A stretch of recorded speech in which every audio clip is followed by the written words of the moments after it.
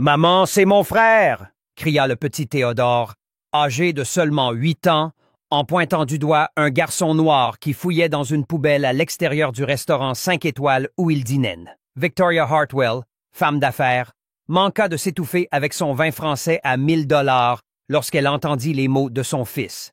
Ses yeux bleus s'écarquillèrent lorsqu'elle vit le garçon sale et maigre que Théodore observait à travers la vitre avec une intensité troublante. « Ne sois pas ridicule, mon chéri, » murmura-t-elle en ramenant Théodore vers la table élégante. « Tu n'as pas de frère. Nous sommes seuls tous les deux, tu te souviens? » Mais Théodore se libéra des mains de sa mère et courut vers la porte du restaurant. Le sang de Victoria se glaça lorsqu'elle vit son fils se précipiter vers l'enfant des rues qui ne devait pas avoir plus de 9 ans et semblait manifestement négligé. « Hé! » cria Théodore en rattrapant le garçon. « Toi, tu me ressembles. » Le garçon noir leva les yeux, révélant des traits faciaux qui firent vaciller Victoria.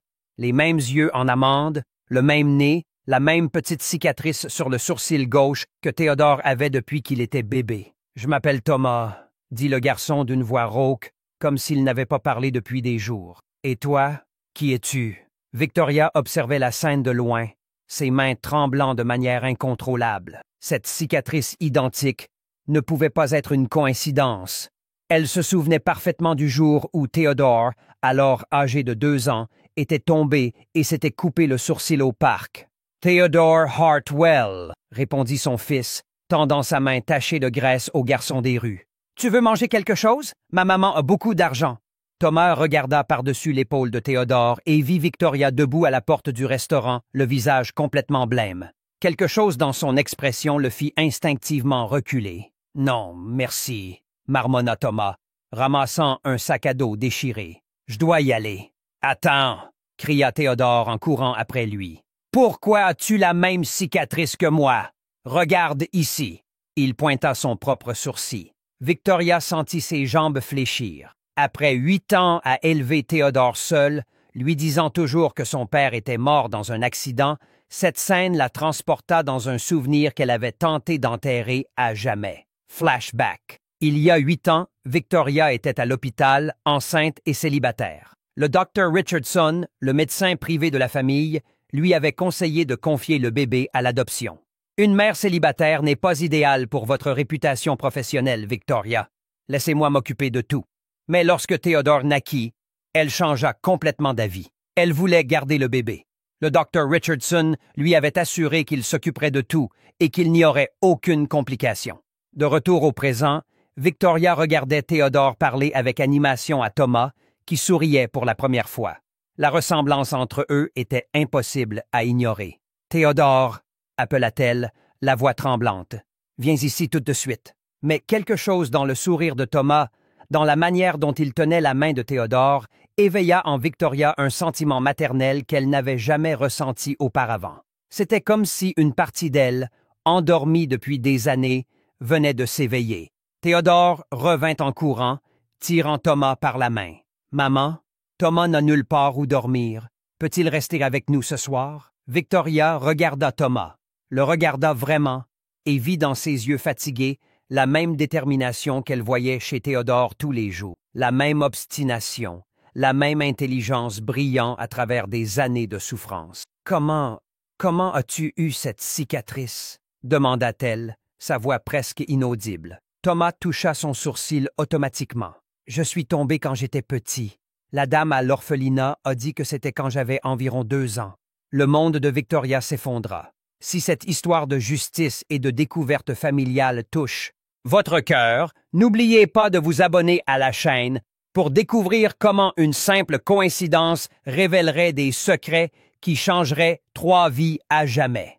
Car parfois, le destin utilise un enfant de 8 ans pour révéler des vérités que les adultes ont passé des années à essayer d'enterrer. Victoria ramena Thomas et Théodore à la maison ce soir-là, ses mains tremblant sur le volant alors qu'elle regardait les 2 garçons discuter à l'arrière comme de vieux amis d'enfance. La ressemblance entre eux était impossible à ignorer.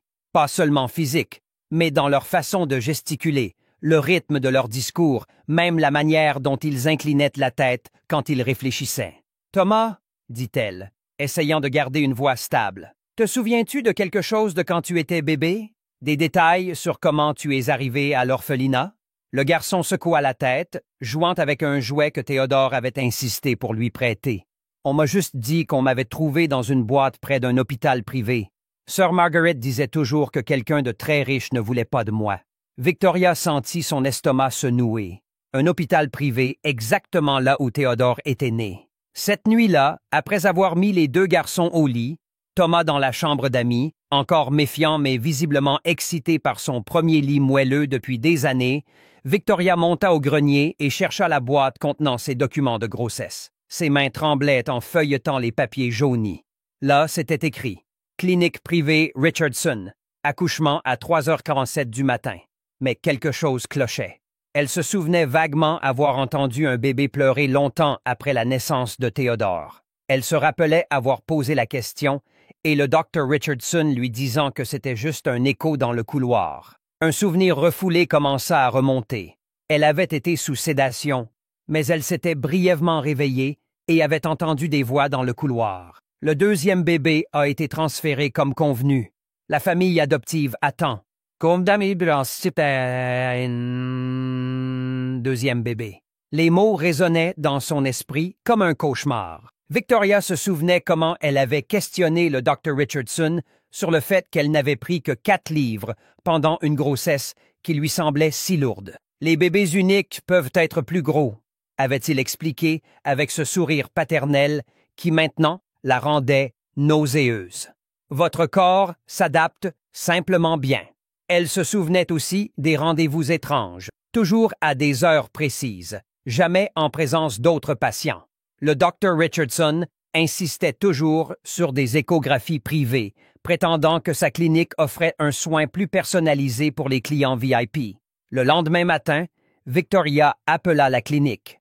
La réceptionniste l'informa que le Dr. Richardson avait brusquement pris sa retraite 2 ans après la naissance de Théodore et déménagé dans un autre État. « Étrange », commenta la femme. « Il a quitté la clinique au milieu d'une enquête sur des irrégularités dans les adoptions.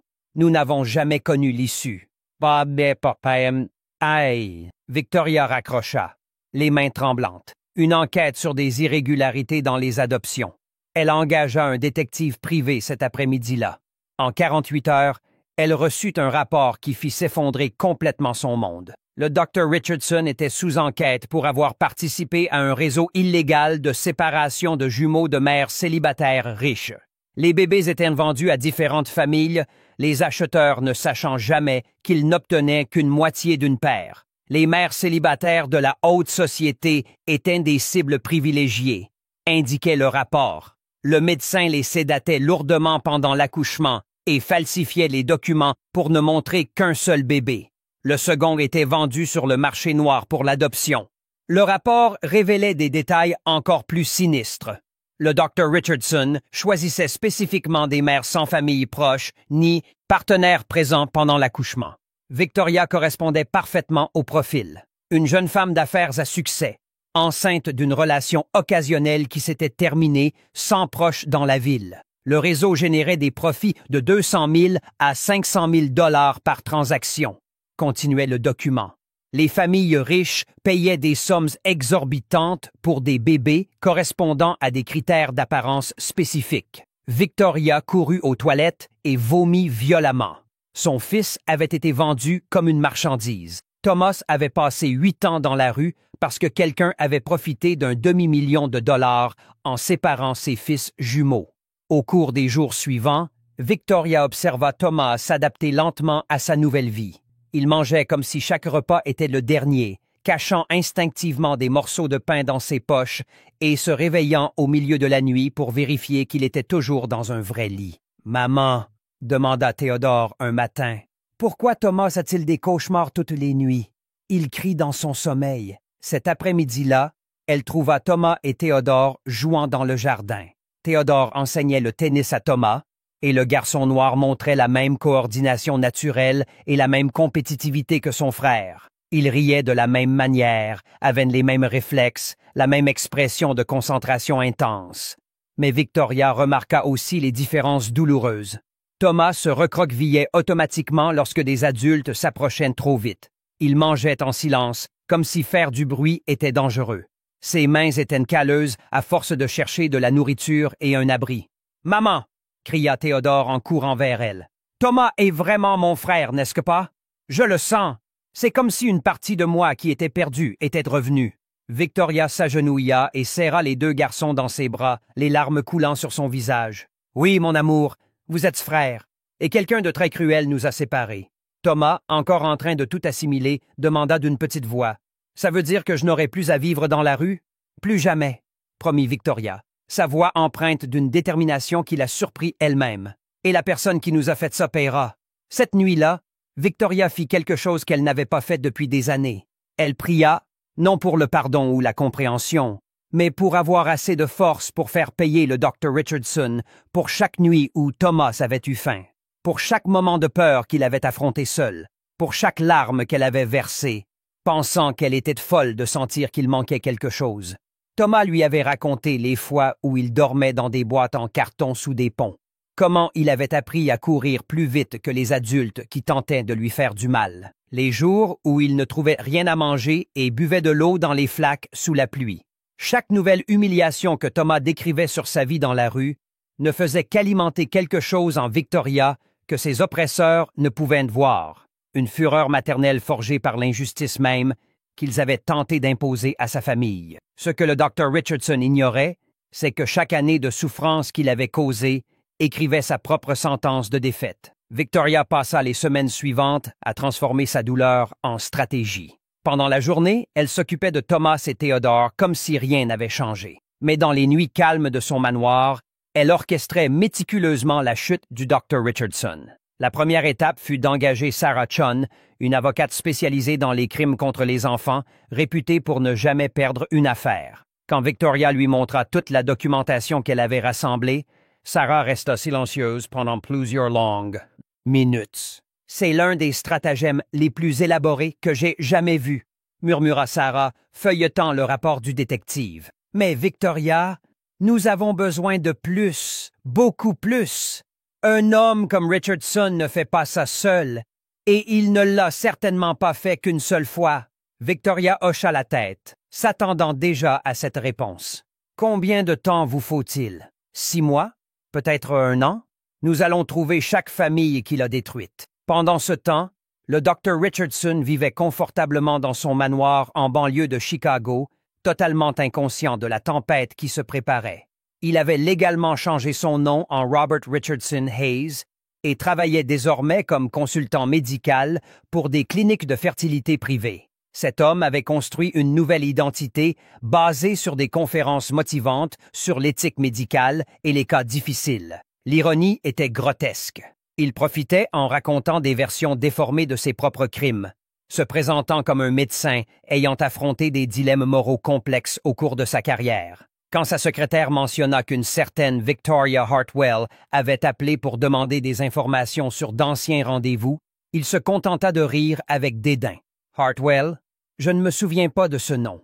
Ce doit être une ancienne patiente essayant de poursuivre pour une broutille. Dites-lui que je ne prends plus de rendez-vous liés à d'anciens accouchements. » Ce que le Dr. Richardson ne réalisait pas, c'est que Victoria avait déjà retrouvé sa nouvelle adresse, sa nouvelle identité, et documentait chacun de ses mouvements depuis des semaines. Elle avait engagé un détective privé pour suivre sa routine, photographier ses rendez-vous et enregistrer ses conférences publiques où il parlait cyniquement de dilemmes éthiques en médecine. Sarah Chun travailla sans relâche pour connecter Victoria à d'autres familles victimes du stratagème.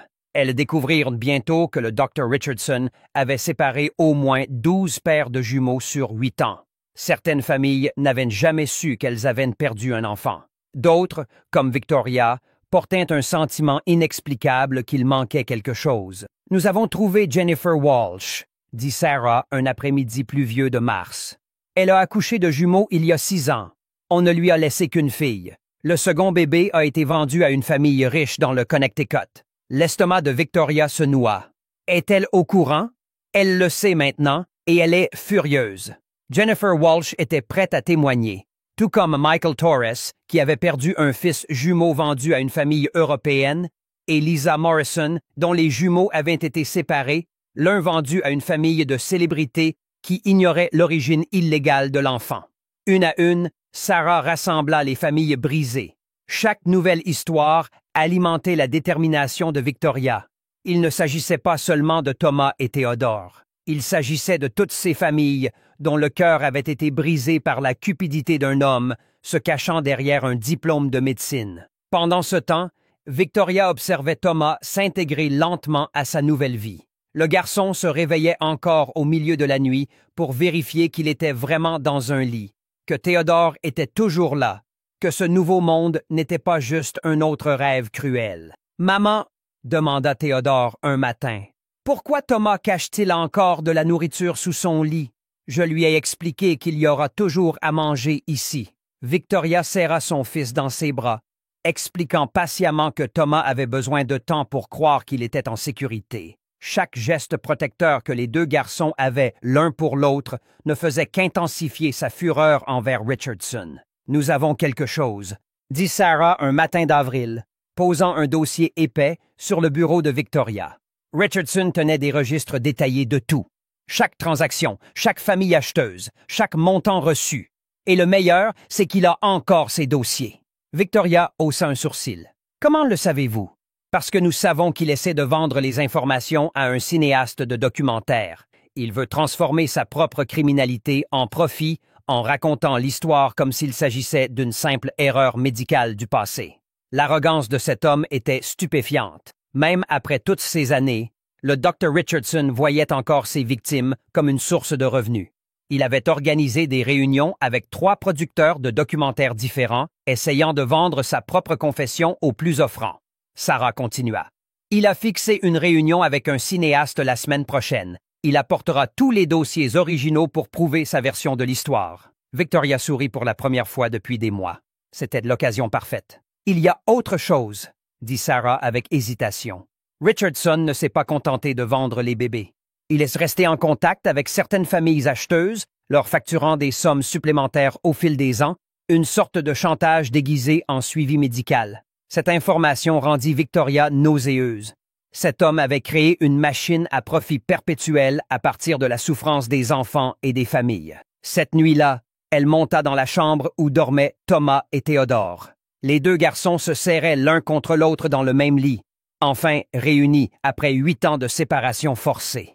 Thomas faisait encore des cauchemars occasionnels, mais la présence de Théodore le calmait instantanément. « Vous ne le savez pas encore, » murmura Victoria en bordant leur couverture. « Mais bientôt, l'homme qui nous a séparés découvrira ce que signifie affronter une mère qui a retrouvé ses enfants. Elle avait passé des années à se sentir incomplète, pensant qu'elle devenait folle. Maintenant, elle savait que chaque instinct maternel qu'elle avait eu était juste. Et le Dr. Richardson allait découvrir qu'il avait complètement sous-estimé la femme à qui il avait volé. Victoria ne cherchait pas seulement la justice. Elle construisait un piège si élaboré que Richardson lui-même livrerait toutes les preuves de ses crimes directement entre ses mains. Et quand cela arriverait, il n'y aurait aucun endroit au monde où il pourrait se cacher de la tempête qu'il avait créée en séparant une mère de ses enfants. Ce que Richardson ignorait, c'est que chaque mouvement arrogant qu'il faisait, chaque tentative de profiter de son passé criminel, était soigneusement documenté par quelqu'un qui avait transformé sa douleur en une stratégie implacable de vengeance. La réunion était fixée à un mardi de mai à l'hôtel Continental élégant. Le Dr. Richardson arriva à l'heure, portant une mallette en cuir italien remplie des dossiers criminels qu'il prévoyait de vendre au cinéaste pour 150 000 $. « Monsieur Johnson ?» demanda-t-il à l'homme assis dans le hall, un enquêteur sous couverture engagé par Sarah Chun pour se faire passer pour le producteur intéressé. « Dr. Richardson, enfin nous nous rencontrons », sourit le faux Johnson, serrant la main du médecin. « Je suis sûr que votre histoire sera fascinante pour notre documentaire sur les dilemmes éthiques en médecine. » Richardson sourit avec son arrogance caractéristique. « J'espère que vous avez l'argent prêt.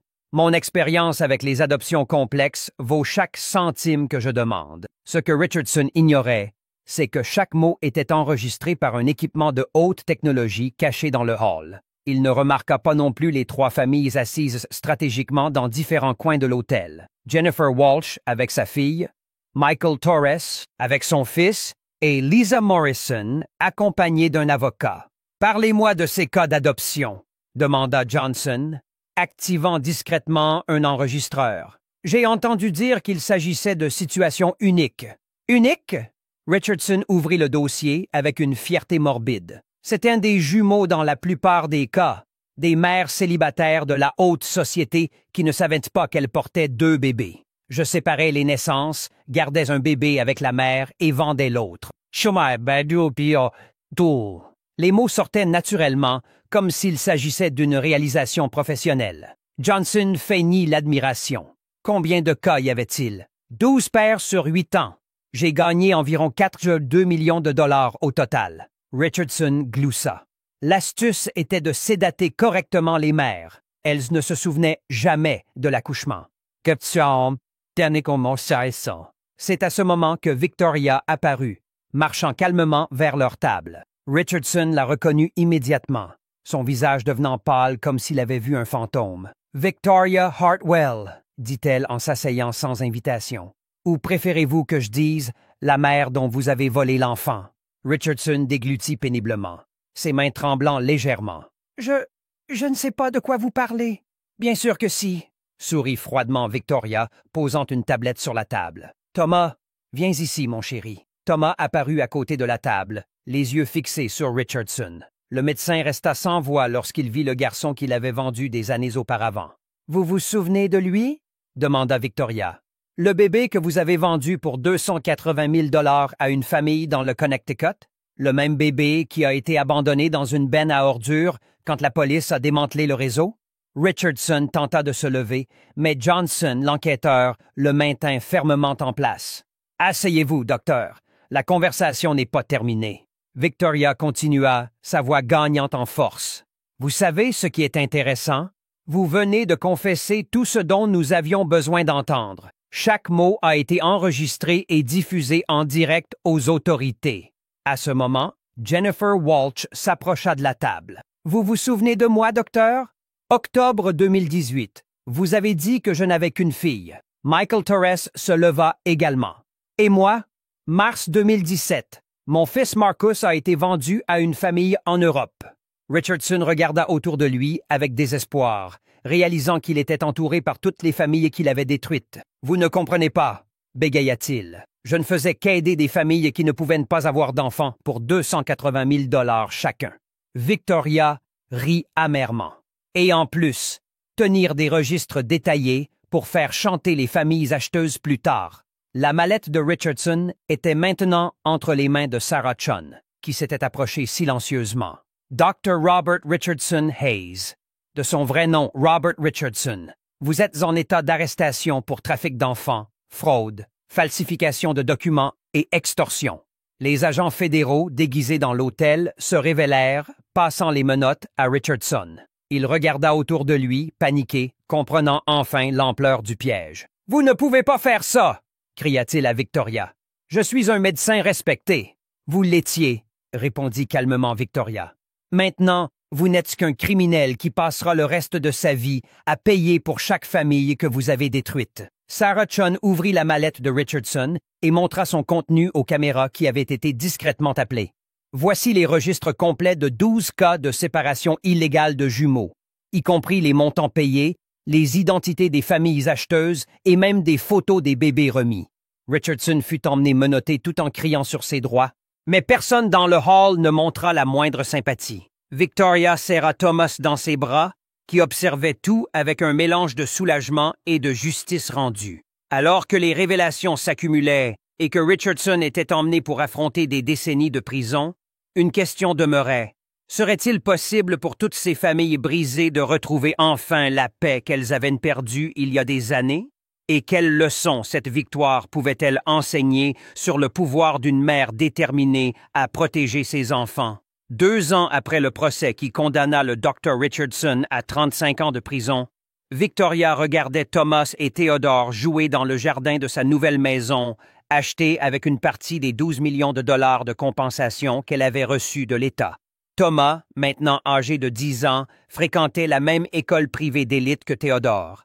Ses notes figuraient parmi les meilleures de sa classe, et il avait découvert un talent naturel pour les mathématiques qui impressionnait ses professeurs. Les cicatrices émotionnelles de ces années dans la rue se manifestaient encore occasionnellement, mais la thérapie familiale avait fait des miracles. « Maman !» cria Théodore en courant vers elle, suivi de Thomas. « Thomas a gagné la foire scientifique de l'école. Il va représenter l'État au concours national. » Victoria serra ses deux fils dans ses bras, sentant son cœur déborder de fierté. La connexion entre les jumeaux était extraordinaire. Ils finissaient les phrases de l'autre et avaient développé un langage qui leur était propre. Le docteur Richardson découvrit que la prison réservait un traitement spécial aux médecins qui vendaient des bébés. En 6 mois, il fut transféré 3 fois pour des raisons de sécurité. Son compte bancaire avait été complètement vidé par les paiements de compensation, et son ex-femme l'avait publiquement quitté, emportant la maison et sa réputation avec elle. Sarah Chun tenait Victoria informée. Il essayait encore de faire appel de la sentence, mais avec toutes les confessions enregistrées, il n'a aucune chance. Les autres prisonniers ont découvert ce qu'il a fait. Le cas était devenu une référence juridique. La loi Victoria Hartwell fut adoptée au Congrès, créant des protocoles obligatoires pour l'enregistrement des naissances dans les hôpitaux privés. Victoria témoigna devant le Sénat, devenant une voix respectée pour les droits des enfants. 10 des 12 pères de jumeaux avaient été réunis. Jennifer Walsh a retrouvé sa deuxième fille, sourit Sarah. Les parents adoptifs étaient dévastés d'apprendre l'origine illégale, mais ils coopèrent. Victoria avait créé la fondation Thomas et Theodore, offrant des ressources juridiques gratuites aux familles victimes de stratagèmes similaires. Le travail avait déjà identifié 3 autres médecins criminels, permettant la réunification de 45 familles. En prison, Richardson recevait 200 lettres par semaine de familles victimes, lui racontant comment elles reconstruisaient leur vie. Ironiquement, ces lettres devinrent sa pire punition, l'obligeant à affronter la souffrance qu'il avait causée. Thomas présenta son projet scientifique sur les enfants disparus aux États-Unis. « Je veux aider d'autres enfants comme moi », expliqua-t-il avec une détermination qui émut Victoria. « Aucun enfant ne devrait vivre ce que j'ai vécu. » Théodore fonda un club scolaire collectant des fonds pour les orphelinats. Si Thomas a dû vivre comme ça, d'autres enfants le vivent peut-être aussi. 15. L'école avait été transformée. Ce qui avait commencé comme une résistance des parents élitistes envers l'enfant des rues s'était transformé en admiration lorsque Thomas surpassa la plupart de ses camarades sur le plan académique. Victoria ne répondit jamais lorsque Richardson tenta de la contacter pour demander pardon. Son énergie était concentrée sur l'avenir, pas sur le passé. La meilleure revanche, disait-elle dans ses conférences sur les droits des enfants, ce n'est pas de détruire ceux qui vous ont fait du mal, c'est de construire quelque chose d'extraordinaire qui rend insignifiant tout le mal qu'ils ont essayé de causer. La fondation était devenue sa passion. 3 États avaient déjà adopté des versions de la loi Victoria Hartwell, et l'impact social était immense. Cette nuit-là, Thomas demanda « Maman, penses-tu que le Dr. Richardson regrette ?» Victoria réfléchit soigneusement. « Je ne sais pas, mon chéri, mais ces regrets n'ont pas d'importance. Ce qui compte, c'est que nous avons transformé notre douleur en quelque chose qui aide d'autres familles. » Théodore ajouta « Et que nous sommes maintenant une famille complète. » En regardant Thomas et Théodore grandir comme des frères inséparables, Victoria savait qu'elle avait découvert une vérité fondamentale. Le cœur d'une mère ne se trompe jamais. Elle avait toujours su qu'il manquait quelque chose. Et maintenant, enfin entière, elle utilisait son expérience pour s'assurer qu'aucune autre famille ne vive ce qu'ils avaient traversé. Si cette histoire de détermination maternelle et de justice a touché votre cœur, n'oubliez pas de vous abonner à la chaîne pour d'autres histoires prouvant que la vérité la plus douloureuse peut devenir la plus grande victoire de nos vies.